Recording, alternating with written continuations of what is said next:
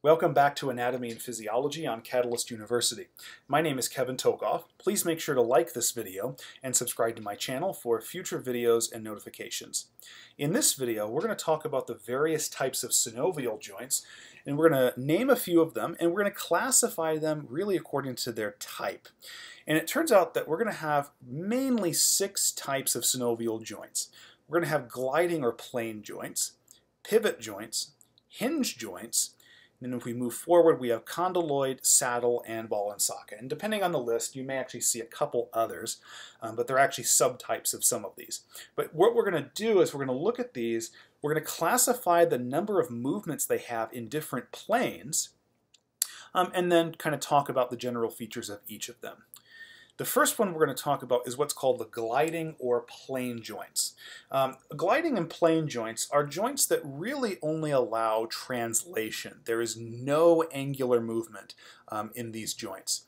And the best examples of these are really the intercarpal and intertarsal joints. So for example, this right here is the foot. These are actually tarsal bones. And so an intertarsal joint would really just be a joint between 2 tarsal bones. So for example, here's navicular, and here's the second cuneiform bone. So the joint between those would actually be an intertarsal joint. You have the same things in your hands for the carpals. And so in order to be a gliding joint, you can't have any angular movement. So you can't have flexion or extension. These are movements in the sagittal plane.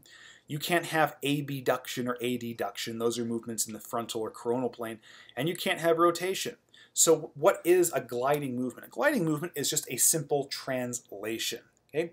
So think about it this way. If you're watching this on your computer, okay, just push your computer to the left and watch as you do that how it moves across the desk or the table or whatever you're doing. Was there any rotation? No, there was no rotation. All it did was translate left or right, up or down, forward or backwards. Okay? That's all a glide or a translation is. Okay? And so is there any movement in these planes? No, there's no rotation in the transverse plane, no abduction, adduction in the coronal plane, and no flexion or extension in the sagittal plane. And so in terms of the number of planes of movements, it's 0. Okay? There's still movement because they can move forward or backward, but they're only going to move in translatory directions like this, okay, as you see in this picture. And so the way we classify these is non-axial because there's no axial movement. And an axial movement by definition is any of these 3 movements. Okay? And so it only glides. So hopefully that makes sense. Now the second type of joint, we're starting to increase the number of degrees of freedom we have, is called a pivot joint. These are joints that are going to be the second least mobile. Okay? These joints, as you can probably guess, are actually ordered in the degree of mobility that they have. So pivot joints can move, they're just not as mobile as hinge joints, and they're more mobile than gliding joints. Pivot joints are going to be uniaxial joints, and let's talk about why. A great example is the atlantoaxial joint. This is a joint between C1 or the atlas and C2 the axis. What does this allow you to do? Well, it allows you to shake your head no. So basically, if you do cervical rotation, so if you shake your head no, or it basically means looking to the left and looking to the right, that is a pivot movement. Okay? It's a rotation. And so I've grouped it here like this. So pivot joints really just allow rotation. And the best example of that is going to be the atlantoaxial joint. Now, rotation, this occurs in the transverse plane. This is an axial movement. Okay? It's not a gliding movement, so it's an axial movement. And so because we have axial movement in one plane, it's uniaxial. But for a pivot joint, we don't have flexion or extension, and we don't have any movement in the coronal plane. Those are usually abduction and adduction type of movements. We don't have either of those. Now you might be thinking, I can say yes, right? I can nod my head forward, okay? But that's not the atlantoaxial joint. That's actually a different joint. That's actually a condyloid joint, and we'll talk about that in a few minutes.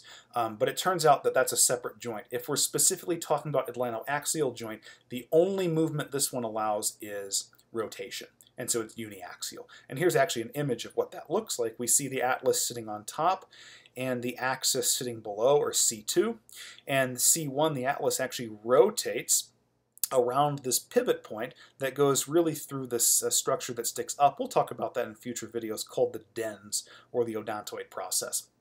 So that's a uniaxial joint. The second uniaxial joint is a little bit more mobile than pivot joints, and it's called a hinge joint. Okay? Hinge joints are also uniaxial, but they allow movement in a different plane. They don't allow rotation in a transverse plane. They don't allow abduction or adduction in a coronal or frontal plane. Instead, hinge joints really just allow flexion and extension type of movements, which occur in the sagittal plane. And examples of that would be the elbow joint. Okay? Imagine doing a bicep curl.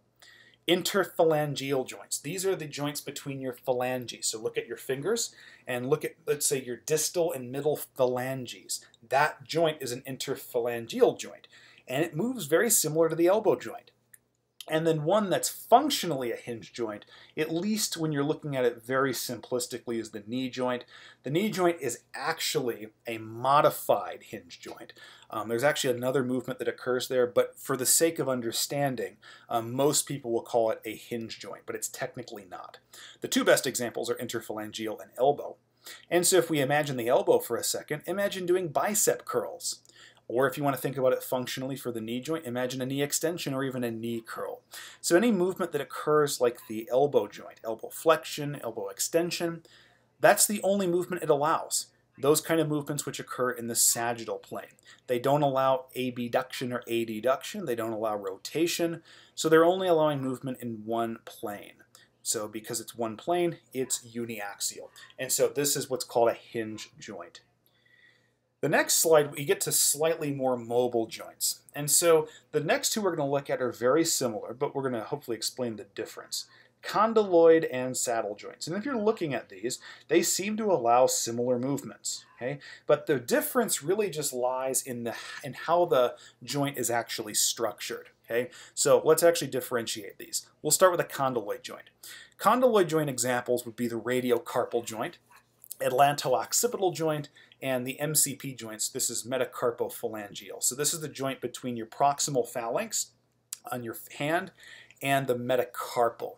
So for this, you could imagine your index finger.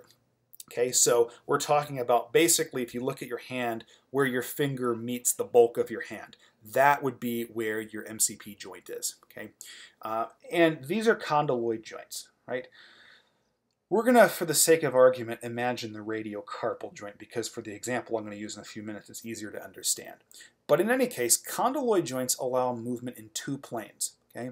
They allow flexion and extension, which occur in the sagittal plane, and then they allow abduction and adduction movements, or types of movements in the frontal plane. Now, when we talk about the wrist, basically the radiocarpal joint, it's not called abduction and adduction, although it still occurs in the frontal plane. Those movements are actually ulnar deviation and radial deviation. Okay? But the point is, it's still allowing movements in the frontal plane. Okay? And sometimes they'll refer to it as wrist abduction, wrist adduction, but again, radial deviation, ulnar deviation. Okay? If we're talking about the atlanto-occipital joint, that's the joint in your neck. Not this one. It actually lies directly above, that actually is going to allow you to shake your head. Yes, so allow you to move your head forward, but it also allows you to laterally flex your head. Okay, so if you basically take your right ear and bend your neck such that your right ear touches your right shoulder, that's a lateral flexion. That movement, along with nodding your head yes, those two movements are going to be allowed by the atlanto-occipital joint. And so if we think about that, nodding your head yes, so that's cervical flexion and extension, that occurs in the sagittal plane. And then lateral flexion of the neck, so cervical lateral flexion and extension, those are occurring in the frontal plane. The other thing that condyloid joints will allow is what's called circumduction. There's a little bit of circumduction allowed there, and that's really a combination of these two movements. But circumduction is not a separate plane because it's really just a combination of these two movements. There is no rotation for a condyloid joint. Okay, and so for that reason, because they allow movements in two planes, they are biaxial joints. Now, saddle joints are very, very similar. Now, the examples of these we're going to use are the first carpometacarpal joint. The carpometacarpal joint is basically the joint between your carpals and the metacarpal in your thumb. Okay, so it's the carpals and the metacarpal associated with your thumb. This is what we call a saddle joint. Another example of this would be the sternoclavicular joint. Okay, the sternoclavicular joint is actually a slightly less good example, and we'll talk about why that is much later. So we're really just going to consider the first carpometacarpal joint, which is for the thumb. Now, if you look at this joint and think about the movements of your thumb, you can flex and extend your thumb, and you can also abduct and adduct your thumb. Okay, and in a very similar manner to what a condyloid joint will allow. The thumb flexion and extension occur in the sagittal plane, and the abduction and adduction occur in the frontal plane. Likewise, you also can do circumduction with this, because circumduction is just a combination of these two movements. But like the condyloid joint, saddle joints do not allow rotation, so they are still movements in two planes and biaxial as a result of that. Now, what is the difference between these two? Because they seem identical. And yes, the movements they allow are the same pretty much. The difference really lies in the structure of the joint. Let's look at the condyloid joint, for example. And we're going to look at really the radiocarpal joint. Okay? When you have a condyloid joint, generally speaking, you have a convex surface sitting on a concave surface. Okay? If you look at the surface of the radius, okay, the radius is concave, like this. Okay? It's concave. And the way to really think about it is its structure is really more similar to a bowl. Okay? So imagine this. Imagine you have a bowl, like a piece of a dish, a bowl, right? And you stick a really large grapefruit in it. Like, you don't cut up the grapefruit, just stick the grapefruit in the bowl. And the grapefruit sits in the bowl, right? Okay? The bowl is the concave surface. That's like the radius right here. And then these carpals right here are more or less convex. Those are like the grapefruit. Grapefruit sitting in the bowl. And so when you have a situation like that, that's going to allow these two movements as we talked about. Okay? Now a saddle joint is similar to that, except the way to think about it is the way the joint's structured is one of the bones is actually like, imagine sitting on a horse, right? A saddle. Here's the saddle right here, okay? And then this thing is like your legs, and your legs sit around the saddle, okay? Technically, one of the surfaces is more convex and the other is concave, but these are shaped such like a saddle, not a grapefruit sitting in a bowl. If you can imagine it as a grapefruit sitting in a bowl, it's condyloid. If it's legs sitting over a saddle, it's a saddle joint. Okay? So notice the difference in the structure between these two joints. Now, the only other difference is very slight, and it can depend on certain factors. But generally speaking, saddle joints have a slightly bigger range of motion than condyloid joints do, okay? Especially for the movement in the frontal plane. Move your thumb around, okay? Move your thumb at the carpometacarpal joint. There's a lot of movement there. That's a saddle joint, okay? Now, try to do ulnar and radial deviation at your wrist. Has a much lower range of motion. I can notice it on my wrist when I'm doing this movement right now. Generally speaking, saddle joints have a bigger range of motion than condyloid joints, especially for the movement in the frontal plane. The movements in the sagittal plane are very similar in their range of motion, but for the frontal plane movements, saddle is bigger than condyloid. And then that leaves us to the most mobile of all of the joints types, and that's the ball and socket joint. Ball and socket joints, and there's two main examples. Those are the shoulder or the glenohumeral joint and the hip or iliofemoral joint. These allow movements in all three planes, okay? And so that makes them triaxial. Now the way a ball and socket joint is structured is you have some bone that literally is a ball, it's spherical, and it sits into a bowl-like structure. So kind of like a condyloid joint, you have a convex surface. In this case, we have the head of the humerus is convex, sitting in a concavity, which is the glenoid fossa or glenoid cavity of the scapula. And this right here would actually be the shoulder, or glenohumeral joint. Now, that begs the question, what's the difference then between a ball and socket joint and a condyloid joint? Okay? Because I've said that we have a concave surface interacting with a convex surface. The major difference here is that, one, the condyloid joint is really more oval in shape. Okay, if you actually look at this, it's more of an oval rather than a circle or a sphere. Okay, so in this case, the convex surface, which is right here on the bottom, the convex surface is more ellipsoid or oval shaped. And the same thing goes for the concave surface on top right here. It's more oval or ellipsoid. And this actually tends to restrict rotation. Okay?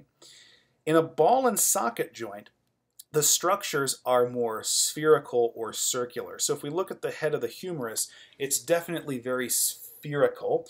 And if we look at the hip joint, the femur's head, also very spherical. And again, the matching concave surface, whether it's a glenoid fossa here, or in the hip it's the acetabolum, again, it's spherical in nature to accommodate the head of whatever bone we're talking about. So ball and socket joints are going to be more spherical, and condyloid or more ellipsoid or oval. And so that's going to restrict rotation at condyloid joints, and there's other factors like ligaments that do that as well.